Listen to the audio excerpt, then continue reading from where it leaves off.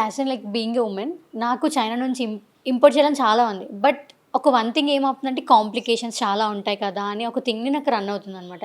So, అది మీరు like అదొక మిత్ అని నమ్మొచ్చంటారా? లేకపోతే అది నార్మల్‌గా మనం జనరల్‌గా తీసుకొని చేయొచ్చంటారా?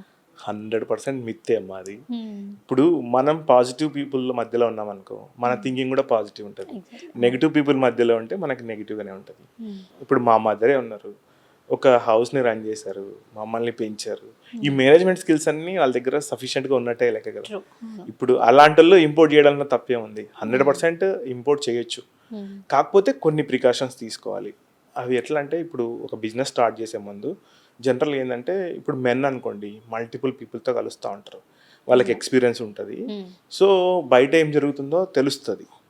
కాకపోతే ప్రోడక్ట్‌ని ఐడెంటిఫై చేయడంలో మెన్ వీక్. హ్మ్. వుమెన్ నెగోషియేషన్ స్కిల్స్ ఉంటాయి. ప్రోడక్ట్ ఐడెంటిఫై చేయగలుగుతారు. మీరు పలానా వాళ్ళు పలానా పెట్టుకున్న అంటే ఆ శారీ రేట్ ఎంతో చెప్పగలుగుతారు. అవునవును. అంటే అవును. వుమెన్ పవర్, మెమరీ అట్లాంటిది. హ్మ్. సో, ఖచ్చితంగా ఇంపోర్ట్ చేయొచ్చు. దానికి మేజర్ ఏందంటే కొన్ని ఉంటాయి. అంటే ఇంపోర్ట్, ఎక్స్‌పోర్ట్ లైసెన్స్ ఇంకా అంత హ్మ్. దూరం కూడా పోవాల్సిన అవసరం లేదు. చిన్నగా స్టెప్ బై స్టెప్ చేయొచ్చు. నేను హెల్ప్ చేస్తాను కూడా దానికి. నేను ఆ స్టెప్స్ కూడా చెప్తాను మీకు ఎట్లా అయింది అని.